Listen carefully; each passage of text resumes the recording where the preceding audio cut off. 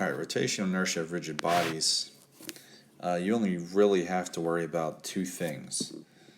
One of them is a one-dimensional object. The other one is when we add particles to a rigid body. And it's going to be that one-dimensional. Oh no, it could be various rigid bodies. Now, most of the time you will be able to look up or be given the rotational inertia of whatever object we're looking at. So this table is given in your book so you can see which one you usually have to pick. The common ones that you're going to use are going to be a solid sphere about any diameter, this type of rod, a cylinder, or a hoop. Those are the most common. Now, what if it's not one of those, or they ask you to solve this guy? So let's solve that one. Let's show where that comes from.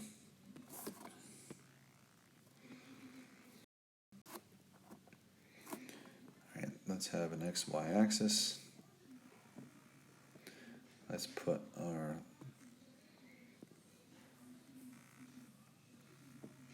rod along that x-axis, and we'll have the total length of the rod is L, so that on each side of the y-axis, because this is where it's going to be rotating, it has half the length. So I is the sum of all the mr squareds. R is the distance away from the point of rotation. So at this x value, it has a little bit of mass, dm. So we're going to have to sum up all those little dm's, which means it becomes an integral.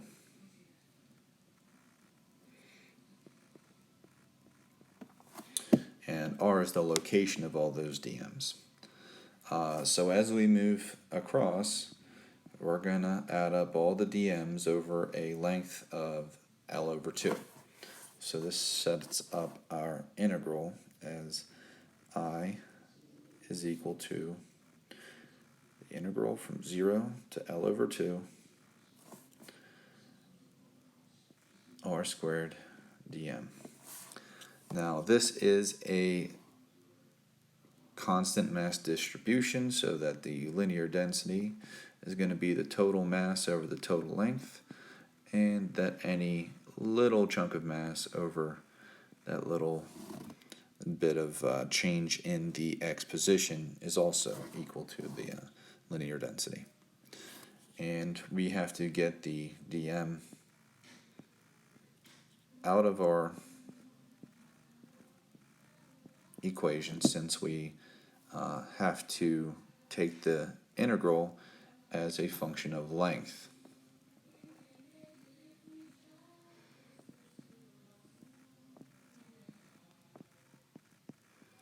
And r is just a position vector. We're specifically talking about the x direction here, so that gets replaced by x. Don't forget to square it.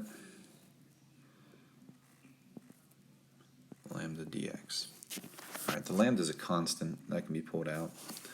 And take the integral of x squared dx, gives us 1 over 3 x to the third. Now we have to evaluate that between 0 and L over 2. We could evaluate that between negative L over 2 to L over 2 to get the full length, or since it's symmetrical, we can just multiply by 2.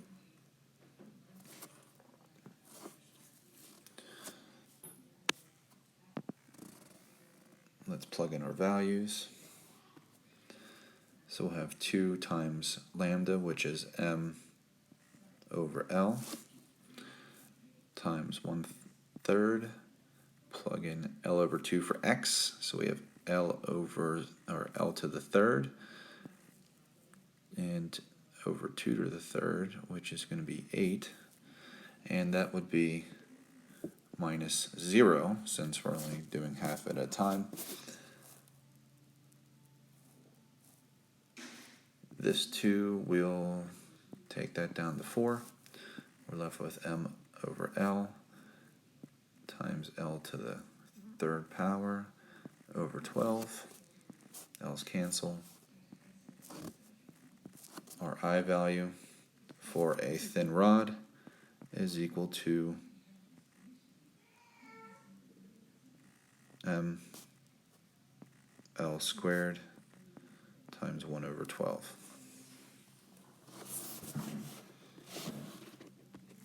If we go back and look at that table, we can see that that's what we have there, 1/12 ml squared. Now, the next thing that you would be expected to be able to do is take that same rod, but shift where it's going to rotate. So if we rotate it at its very end now, so this is its rotational point, it still has a total length of L. Alright, we now have to solve that. The whole setup is basically the same, that I is equal to the integral from 0 to L, because that's where we're starting at 0 and then we're going to the total length L, of dm times r squared. Again, we're only worrying about the x direction. That's r is just a position vector. That'll get replaced with the x. Using our same linear density function,